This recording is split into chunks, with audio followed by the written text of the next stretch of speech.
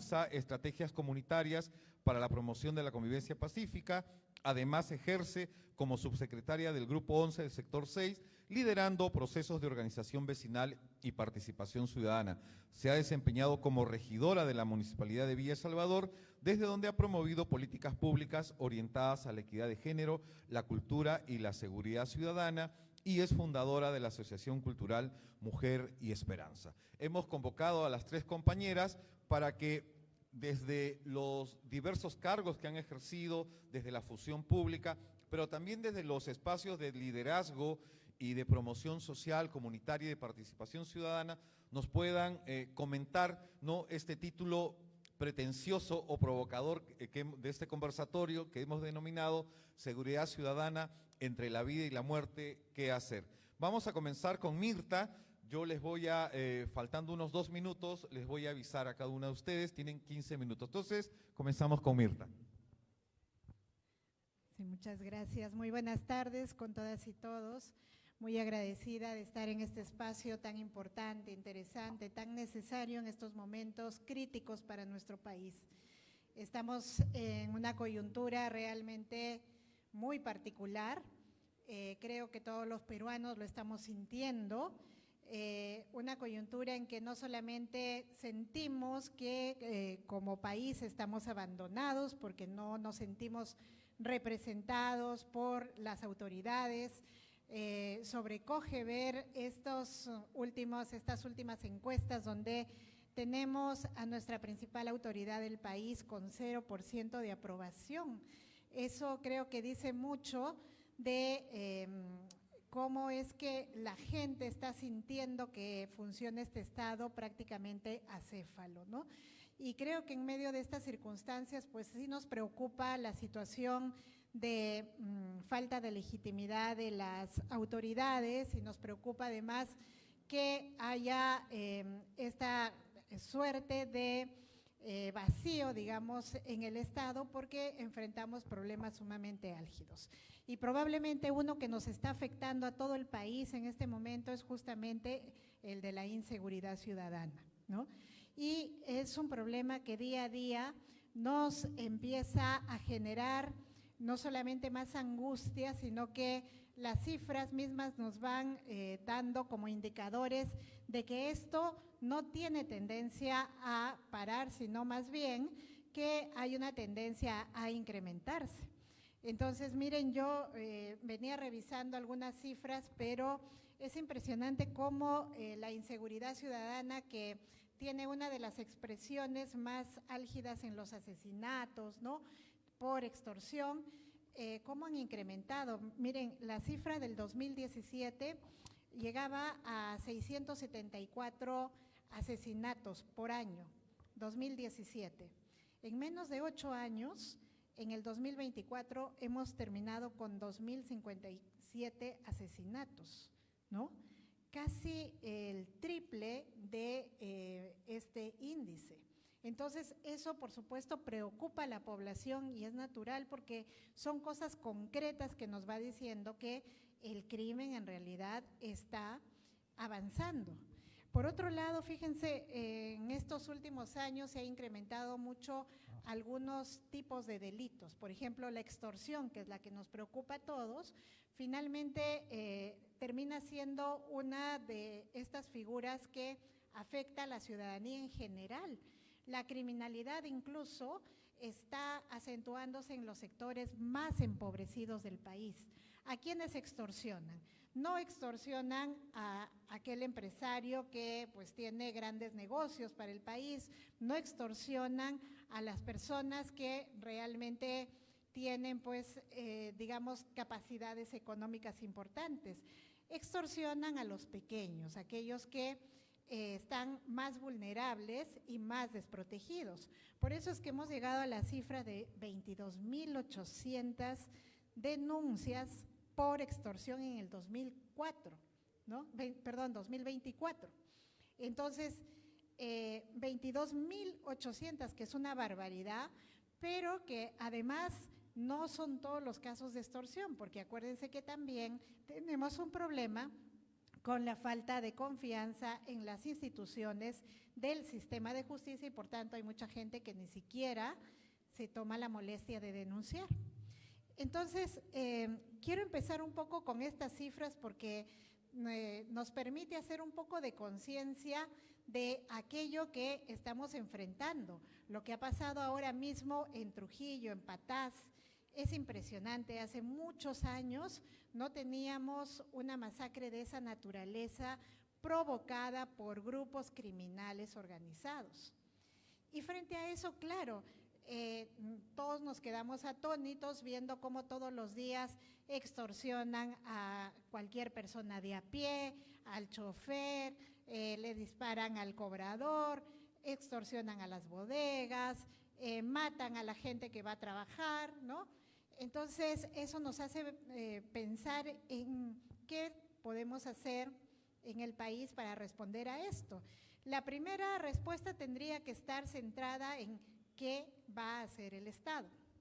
Porque si hay alguien que es un actor fundamental para enfrentar una problemática de esta naturaleza, es el Estado. Él es el obligado.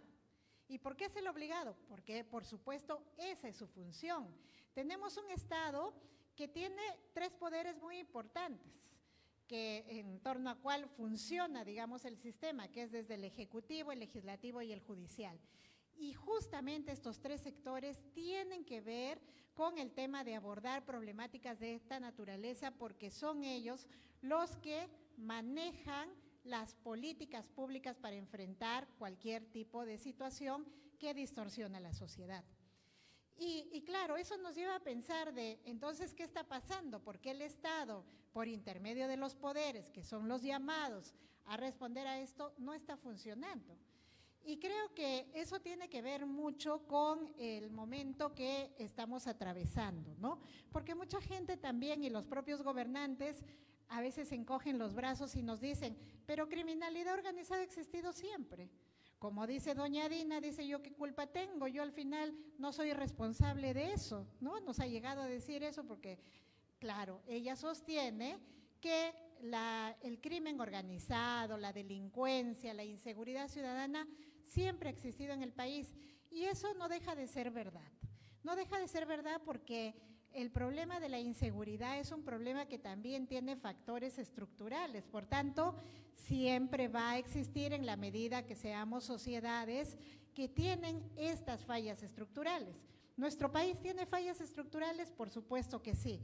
Una de ellas, por ejemplo, es que somos un país que no ha logrado superar la pobreza, que no ha logrado superar la marginación. Si tú tienes una sociedad donde no luchas contra la pobreza, donde no das oportunidades, sobre todo a la gente más joven, etcétera, lo que vas a generar es un caldo de cultivo para el crimen. La gente que no tiene posibilidades, la gente que no tiene cómo sobrevivir, muchas veces ve como opción esto, que no siempre, y esto hay que decirlo, no siempre toda la gente que no tiene posibilidades y opciones opta por el crimen, eso es un error, pero sí lo que queremos plantear aquí es que eso puede ser un caldo de cultivo importante, la pobreza, la marginación, la falta de oportunidades, y esos son los factores estructurales que el Estado debe enfrentar. Por otro lado, hay otros factores estructurales que tienen que ver con cómo estamos organizados, y eso en realidad nos lleva a evaluar qué tipo de Estado tenemos. Y realmente tenemos un Estado históricamente débil, ¿no? Históricamente débil, que no tiene capacidades para responder a ciertas situaciones, que está desorganizado, que está muy filtrado por la corrupción. Eso también nos expone a que este tipo de situaciones se acentúen más. Pero ¿por qué ahora parece que ha despuntado el crimen organizado, la inseguridad ciudadana, la delincuencia? Ha despuntado sin duda, y eso tiene que ver con la otra parte, que este problema tiene no solamente problemas estructurales en el fondo, sino problemas coyunturales.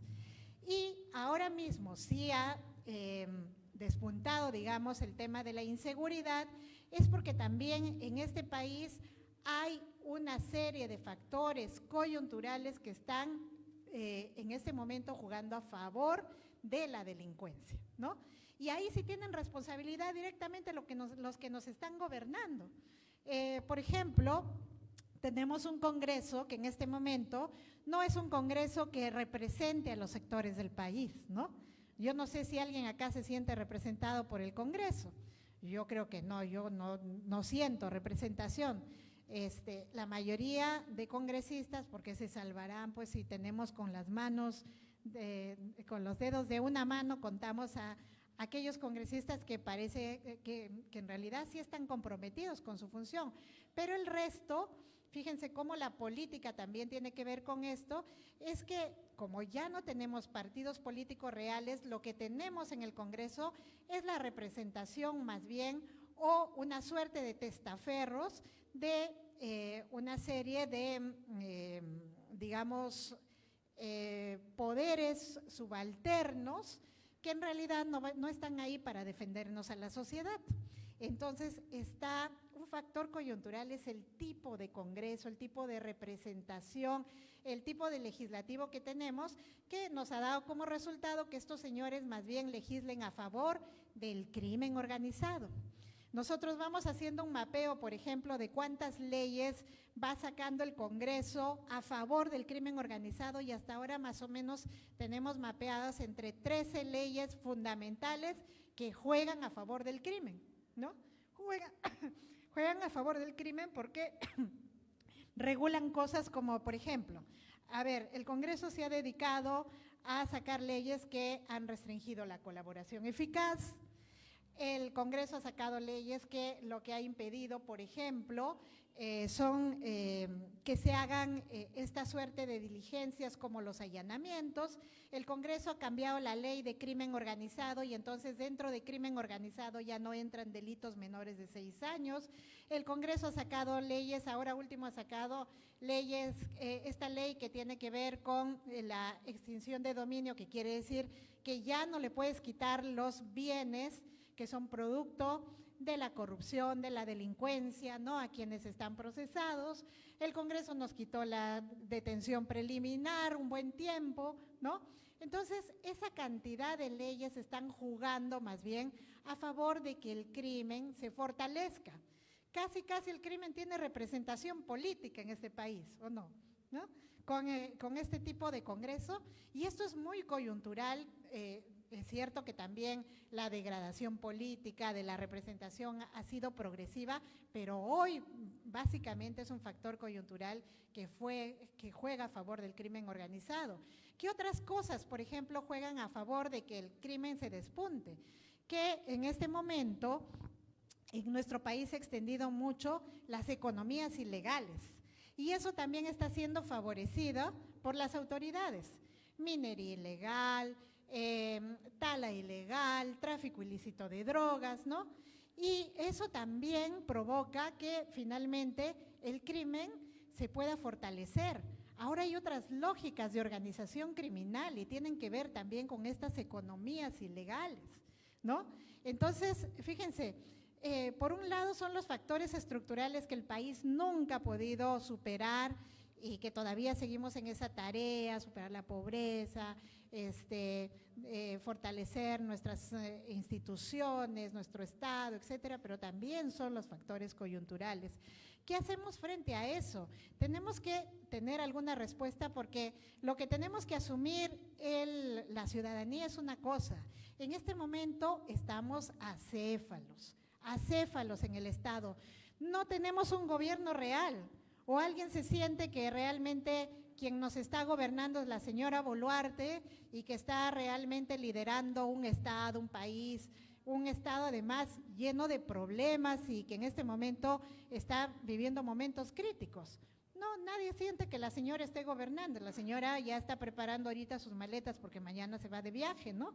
Entonces, ahí se queda el país, no le importa nada.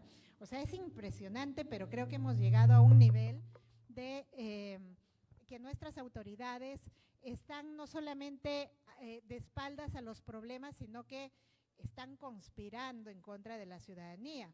No tenemos un Congreso que nos represente y no tenemos instituciones autónomas que nos defiendan.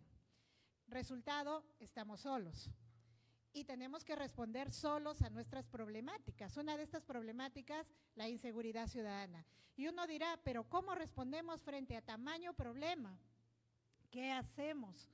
Los ciudadanos, ¿cómo podríamos colaborar? Miren, los ciudadanos tenemos que hacer algo, ¿no? Creo que parte de la situación que estamos enfrentando es que también los ciudadanos no hemos desarrollado propuestas concretas como para establecer qué podríamos proponerle también a nuestras autoridades que hagan. Y miren, nuestro país, si nosotros miramos un poquito el país entero, el país ha tenido experiencias interesantes de organización de la población para responder justamente a estos problemas de inseguridad ciudadana. Yo puedo decirlo, por ejemplo, porque vengo de una región como Cajamarca, que hacia los años 80 estaba totalmente abandonada por el Estado. Mirta, disculpa, 3 minutos. Sí, gracias. Y en Cajamarca, ¿qué hizo la población? ¿Se quedó con los brazos cruzados? No, ahí tenemos la buena experiencia de la organización campesina. La Ronda Campesina se organizó para responder justamente a problemas de inseguridad de sus territorios. Y miren cómo es una organización que prevalece hasta ahora. Y gracias a eso somos una de las regiones donde, no puedo decir que está libre de crimen ni de organización criminal, al contrario, también estamos sintiendo la arremetida que aumenta, pero quien hace contención es la propia ciudadanía mediante las rondas campesinas, ahora se han formado rondas urbanas, ¿no? Es una experiencia de organización comunitaria para responder también a esta problemática. Yo no sé qué hacen las autoridades, que miren, hay un Consejo de Seguridad Ciudadana en este país, donde está el Ejecutivo, donde está el Legislativo, donde están las principales instituciones y también está comprendida la ronda. Yo no sé por qué ese consejo no toma la iniciativa de juntar y hablar con estas organizaciones que han tenido mucho éxito en la lucha contra la inseguridad. Yo sé que esto que estamos enfrentando es otra magnitud, pero tenemos que empezar a ensayar este tipo de estrategias, ¿no? Y creo que desde la ciudadanía tenemos también que hacer planteamientos claros, concretos, que aunque haya gente que no le guste, pero creo que hay que sincerar el problema. Y yo voy a dejar planteado aquí algunas cosas provocadoras seguramente, pero creo que sí necesitamos conversarlas. Miren, en nuestro estado la institucionalidad es muy importante para que esto funcione, para que la respuesta, tenemos que tener 3 niveles de respuesta frente a la inseguridad ciudadana. Una es la prevención, otra es la respuesta y la atención y otra la rehabilitación, ¿o no? Porque si ese círculo no se cierra, no se soluciona este problema. Y para la prevención, por supuesto, tenemos que trabajar con ciertas instituciones, con el Ejecutivo mismo, que hay que afrontar el tema de la pobreza, el tema de la falta de oportunidades, que es un tema mucho más profundo, pero para afrontar la respuesta sí tenemos que hacer cambios, yo creo que urgentes y radicales.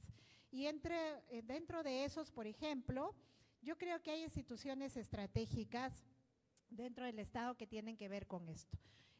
Número 1, por ejemplo, dentro del sistema de justicia, por supuesto que hace falta un cambio y realmente hacer una serie de reformas dentro de incluso del sistema del Ministerio Público, del Poder Judicial. Las leyes, tenemos que lograr revertirlas, esas leyes pro crimen, ¿no? Para ayudar a fortalecer también a estos sectores.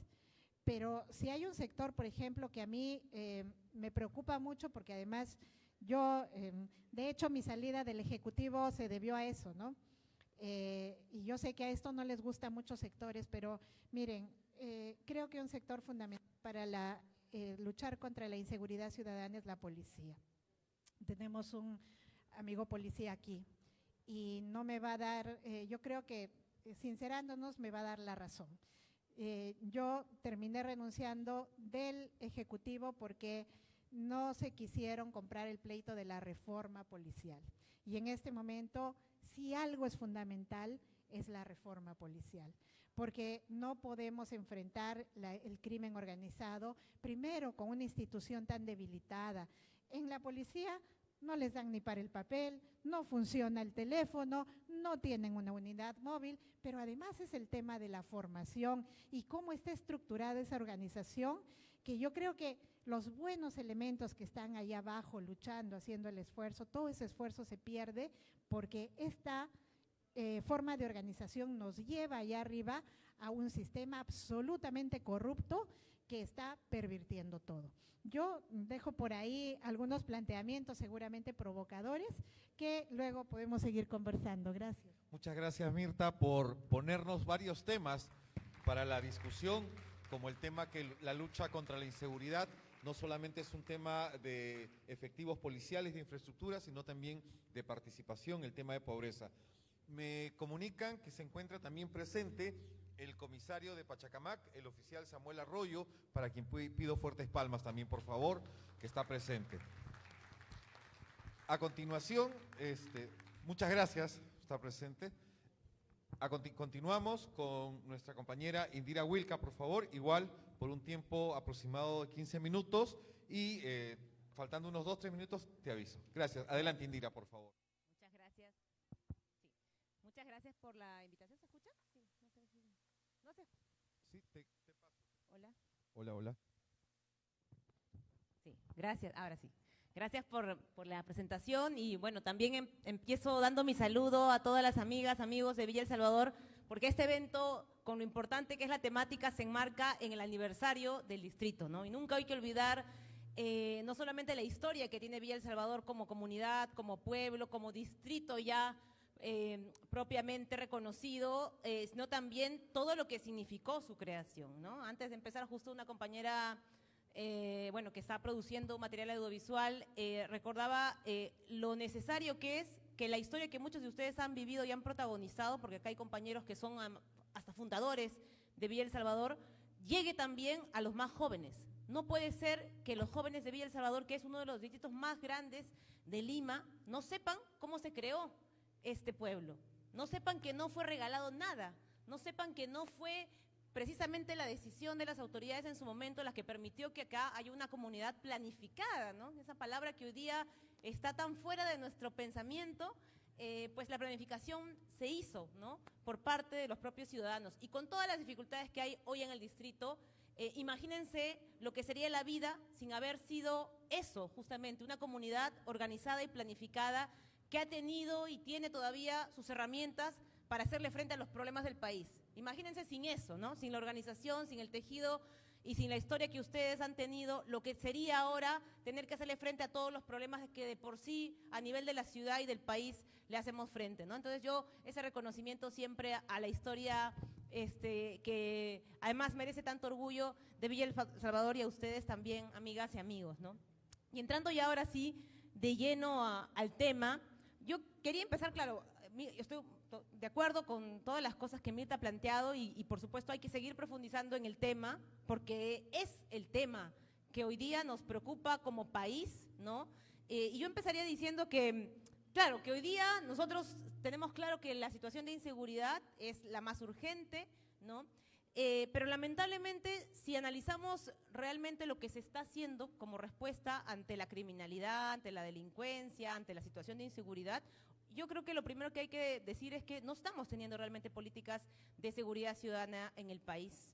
Hoy día, lamentablemente, las decisiones que se están tomando a nivel del Estado y sobre todo las decisiones que implican las instituciones que deberían garantizar la seguridad de los ciudadanos están siendo usadas más bien para proteger a este régimen, ¿no? Lamentablemente, el uso, por ejemplo, de la policía, hay que decirlo, la policía tiene, no ahorita, hace muchos años, muchas dificultades, muchas carencias, mucho abandono también, hay seguramente muchos desencuentros incluso que han habido con la comunidad misma, con la sociedad, pero lo que está pasando hoy con la policía es más terrible, porque las autoridades que están en el poder del Ejecutivo y del Congreso están usando a la policía ¿para qué?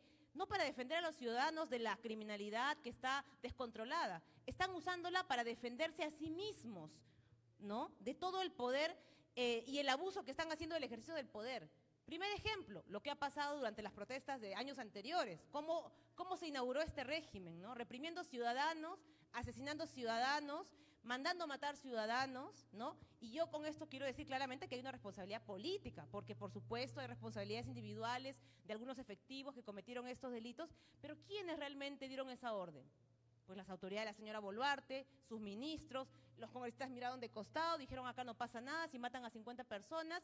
¿Y qué ha quedado después de eso, no? Lo que ha quedado es que entonces, ahora que en ciudades grandes como Lima, ahora que en nuestros distritos y en nuestros barrios, el crimen organizado hace de las suyas, el sicariato hace de las suyas, y nosotros tenemos, aunque sea la voluntad de salir a manifestarnos, ¿qué pasa? Hay mucho miedo, ¿no?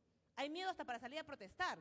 La gente dice, no, ya, ¿para qué voy a salir si miren, en el sur salieron la gente a protestar contra el gobierno? Los jóvenes que deberían protegernos, que deberían garantizar la seguridad, que es un derecho, ¿no? Vivir en paz, vivir con seguridad es un derecho y que el Estado debería garantizar. Pero hoy día se está usando, yo sí creo que hay que decirlo también, a la policía, bueno, a otras instituciones también del Estado que deben garantizar esa seguridad y que además son las que tienen el monopolio de la fuerza. Porque nosotros los ciudadanos no estamos pues preparados para usar un arma, los ciudadanos no estamos preparados para hacer investigación policial, los ciudadanos no estamos preparados para reprimir, para perseguir el delito, ¿no? Hay una formación que se da para eso a las instituciones y a los servidores que garantizan la seguridad, pero hoy día, ¿para qué lo están usando? Los están usando para reprimir, para perseguir manifestaciones, incluso en la ciudad de Lima, donde las protestas tal vez no son tan contundentes, los pocos paros que han habido, que de por medio que ha habido represión. Primero se preocupan los ministros, la señora Boluarte, sus ayayeros, en enviar a la policía, a las pocos policías que tenemos, a reprimir manifestaciones, ¿no? Lo hemos visto en los últimos meses en los paros, un despliegue policial gigantesco, ¿no es cierto?, para cuidar paraderos en la mañana, por los paros de transporte público, pero cuando hay realmente una situación de criminalidad, ahí no mandan a la policía, ahí no está, ahí no hay, ahí dicen que no se sabe en qué está el ministro, no se sabe en qué está la señora Boluarte, no se sabe en qué están los altos mandos de la policía, ¿no? ¿Y para qué más?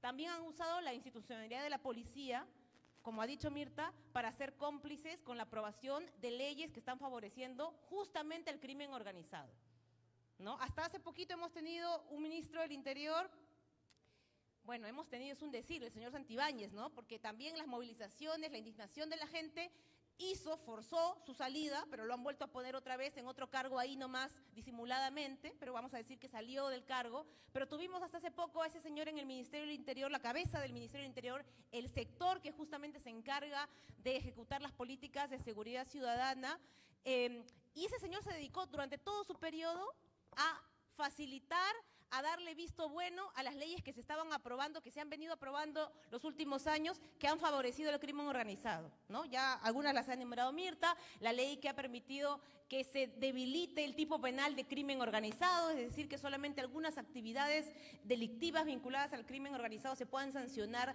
con dureza, ¿no? Las leyes que permiten, por ejemplo, que no se pudiera allanar también a los delincuentes, que hemos visto además escenas surreales de bandas enteras que no podían ser allanadas porque esta ley estaba modificada.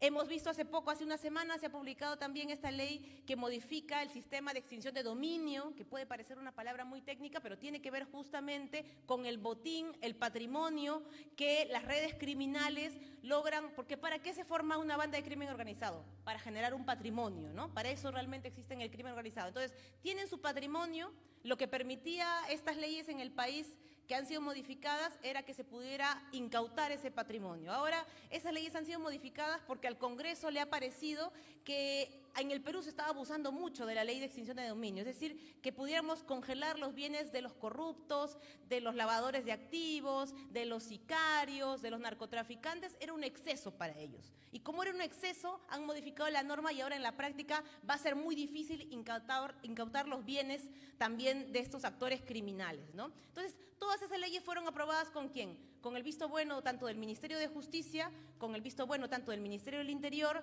con el visto bueno lamentablemente también de los altos mandos de la Policía Nacional, porque tienen que emitir una opinión técnica al respecto y por supuesto con la tranquilidad de la señora Boluarte. Entonces, tenemos hoy día una situación en la que no se están implementando políticas de seguridad ciudadana. Es la primera cosa que hay que tener claro. Por eso la sensación de que esa situación no está cambiando, ¿no? Se incrementa más bien todo lo contrario, los casos, las cifras de asesinato, de muerte, de sicariato, de extorsión, y uno dice, pero ¿por qué? Si ya es muy evidente que esto está aumentando, que se está agudizando, ¿qué pasa? ¿Acaso no sirven las políticas? Es que no hay políticas de seguridad ciudadana hoy día. Hoy día el Estado, que ha sido capturado por estos grupos mafiosos, de la política, están usando todas las instituciones, incluyendo las instituciones que deben garantizar el orden y la seguridad ciudadana para protegerse a sí mismos.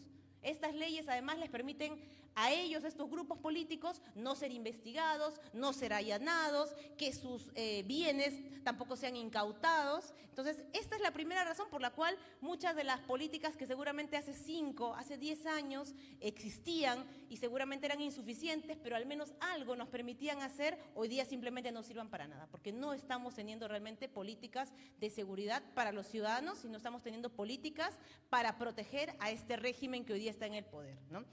Lo segundo que creo que es importante mencionar respecto a este tema que es tan necesario, es que efectivamente hay que hacer tal vez un análisis, ¿no?, de cómo hemos llegado hasta acá.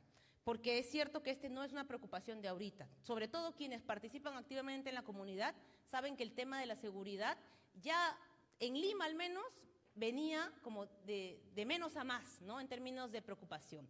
Pero yo creo que muchas recordarán, sobre todo muchas las mujeres, porque siempre las compañeras han tenido un liderazgo en estos temas en el territorio.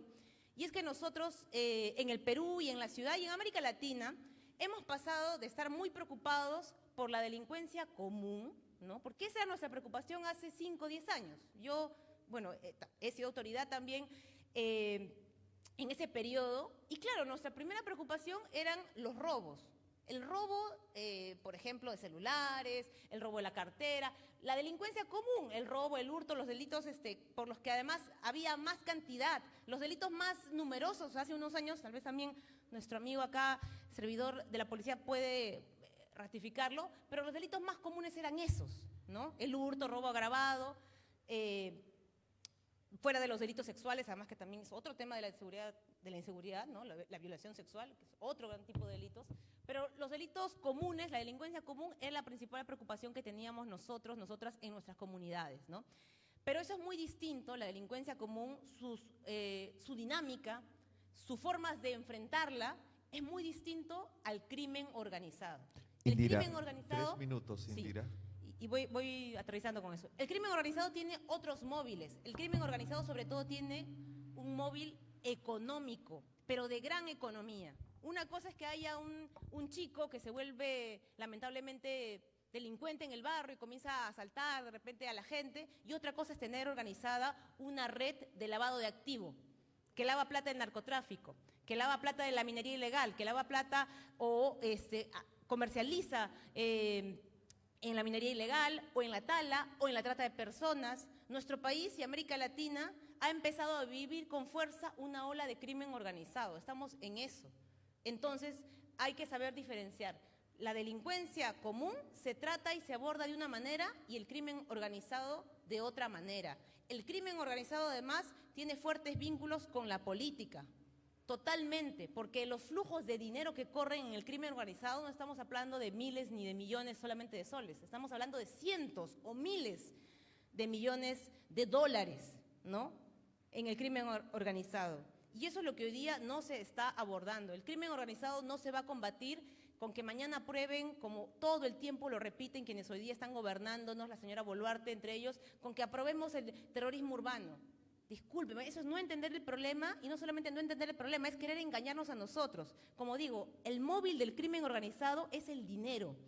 Es el dinero. Y el crimen organizado ha penetrado sobre todo en América Latina porque tenemos un Estado debilitado. En los territorios en los que el Estado no está presente, en los que hay comunidades además que han sido debilitadas, ¿quién penetra? ¿Quién entra? Economías ilegales, economías delictivas. Esas economías se vuelven el Estado. Esas economías traen su dinero y dicen, acá incluso se hace la escuela. Miren lo que pasa con los grandes cárteles de narcotráfico en otros países. Son los narcotraficantes los que deciden dónde se hace la escuela, dónde se hace la posta médica, porque no hay Estado. Eso que nosotros veíamos incluso seguramente algunos hasta con algo de como anecdótico en las series, ¿no?, de narcotraficantes, eso está pasando acá en Perú. Como no hay Estado, como hemos vivido por décadas bajo una idea también estructural de que el Estado tiene que ser reducido a su mínima expresión, ¿no? También es parte de un modelo, yo no digo que sea la única razón, pero también hay un modelo de desarrollo que ha primado en el país que nos ha dicho que el Estado es un estorbo. Mientras menos Estado tengamos, mejor, ¿no? Entonces, cuando no hay Estado, lamentablemente, entra otro poder a tallar, y ese poder se llama economía delictiva, economía criminal, y eso es lo que hoy día ha pasado en el Perú. El crimen organizado vino desde el campo a la ciudad. Vino desde el narcotráfico, vino desde la minería ilegal, vino desde la tala ilegal, vino desde la trata de personas y ahora está en la ciudad, y ahora está descontrolado, ¿no? Y es un fenómeno transnacional, es decir, que no es solamente del Perú. Lo que pasa en Venezuela, lo que pasa en Colombia, lo que pasa en Ecuador, sobre todo nos afecta directamente a nosotros, porque son los flujos de narcotráfico, son los flujos de tala, son los flujos de trata de personas, de minería ilegal. Entonces, ¿cómo vamos a combatir esto? ¿Con una ley que dice terrorismo urbano? No es terrorismo, pues, porque esto es gente que lo que le importa es el dinero. Entonces, lo que tiene que combatirse también es ese flujo del dinero, ¿no? Y hoy día nadie está discutiendo eso, porque todo ese dinero de esas economías criminales, que son las que luego alimentan las redes de sicariato, de extorsión en las ciudades, pasan por el sistema bancario. No es que tienen dinero en fajos, pasan por el sistema bancario. Incluso acá en las ciudades, cuando extorsionan a alguien, ¿dónde cobran la extorsión? En estas billeteras electrónicas, estos yapes, Plin, todo está bancarizado. ¿Y ustedes creen que no se puede eso investigar? ¿No se puede rastrear? Se puede, por supuesto, pero como acá a nadie le interesa realmente que haya un sistema, por ejemplo, de inteligencia económica, ¿no? Hay mecanismos para rastrear los flujos, las transferencias, porque como digo, no estamos hablando pues de montos pequeños, estamos hablando de montos muy altos. Entonces hay todo un conjunto de políticas que tendrían que ver con la persecución de los flujos ilegales de dinero, de lavado de activos, de corrupción, y ahí entra a tallar también la política, porque son muchas veces los grupos políticos los que están vinculados a estas economías delictivas e ilegales. Finalmente, había una pregunta simplemente que no me quiero quedar sin responder, es, bueno, ¿qué hacemos? Ya hemos dicho un poco de que enfrentar el crimen organizado pues no es aprobar leyes simplemente para sancionar demagógicamente, es hacer inteligencia económica sobre todo, es tener una presencia del Estado en ciertos territorios claves, y por otro lado sí, hay que pensar en quiénes son las instituciones que tienen una presencia. ¿Quién es ese Estado que está presente justamente y que debería representarnos? Y yo sí creo que el tema policial es muy importante y no hay que tener miedo de hablar de una reforma de la Policía Nacional, no porque no valoremos el trabajo de los efectivos policiales. Hay efectivos muy valientes, como el que está hoy día acá, que está compartiendo su tiempo con la comunidad, que es lo que deberían hacer no solamente los efectivos de cada territorio, sino también los altos mandos, ¿no? Pero lamentablemente la institución policial hoy día ya no está con un problema de algunas manzanas podridas. Lamentablemente hoy día la institución policial tiene dentro de sí también redes de corrupción.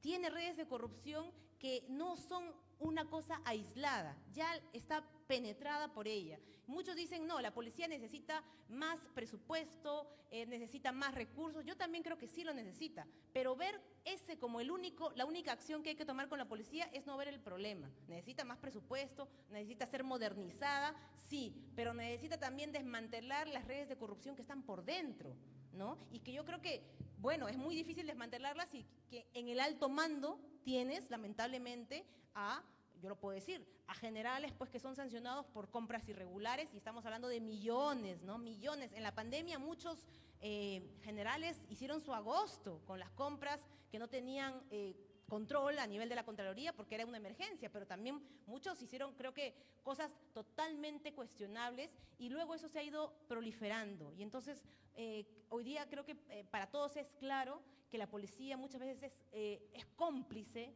de las redes criminales que están operando, y si no hacemos una reforma de esta institución para fortalecerla, para separar la paja y el trigo, vamos a seguir cayendo en lo mismo. No vamos a tener cómo tener presencia del Estado real en los territorios para combatir la delincuencia, por un lado, y la criminalidad. Entonces creo que eso es muy importante también plantearlo, porque lo que hoy día se discute en el Congreso y por parte de la señora Boluarte no tiene nada que ver con las soluciones. Únicamente tiene que ver con protegerse a sí mismos, tiene que ver solamente además con seguirnos fomentando a nosotros el miedo, ¿no? Creen que diciendo terrorismo, terrorismo urbano, nos van a amedrentar, nos van a hacer regresar al pasado, y lo que necesitamos es discutir realmente medidas que vayan a la raíz del problema. Y la raíz del problema hoy día es que el crimen organizado no es solamente una cuestión pues de ideas, no es una cuestión de gente mala, es una cuestión sobre todo de dinero y de poder y de vínculos con el poder político también. Gracias. Muchas gracias, Indira. Fuertes palmas, por favor. Gracias por ayudarnos a ir identificando responsables, pero también la complejidad del tema, ¿no? Nos ayudabas a identificar, una cosa es el delito común, otra cosa son las bandas organizadas. Pero bueno, continuamos con este conversatorio. Ahora le doy la bienvenida a nuestra vecina Rocío Paz, ¿no? Quien también tiene un tiempo de aproximadamente 15 minutos. Adelante, Rocío, por favor. Muchas gracias. Bueno, agradecer la presencia de cada uno de los vecinos a este conversatorio. Como colectivo de seguridad ciudadana estamos abiertos también a incorporar a vecinos y vecinas a esta forma colectiva de pensar la seguridad. ¿Y qué es para nosotros la seguridad? La seguridad es una acción integral del Estado con la ciudadanía, debiera ser, ¿no? Una acción integral del Estado con la ciudadanía para nuestra protección física, para nuestras libertades individuales, pero para también tener niveles mínimos, básicos de bienestar, de tranquilidad. La inseguridad ciudadana es una violación a los derechos humanos, es una violación a nuestras libertades, atenta contra la democracia, atenta contra la vida, atenta contra la paz. Finalmente, cuando estamos hablando de temas que tienen que ver con la inseguridad, estamos hablando de una situación que nos moviliza, o sea, como sociedad, y nos mantiene en un estado de vulnerabilidad permanente, ¿no? Y eso es violación a nuestros derechos humanos. Nosotros estamos totalmente de acuerdo con lo planteado por Mirta como con Indira, que termina siendo un marco nacional necesario, ¿no? Mirar que la raíz de la inseguridad tiene que ver con problemas estructurales del país que venimos teniendo desde hace décadas y que finalmente nos pone, ¿no? Ahí había una tablita en ese momento en el puesto 10º de todos los países en criminalidad. El Perú se encuentra en el puesto 10 de criminalidad. Después de nosotros están otros países como Bolivia, otros países, y en realidad eso es importante tenerlo en cuenta. Casi, en estos momentos nosotros tenemos un conocido o una conocida que está siendo extorsionada, ¿no?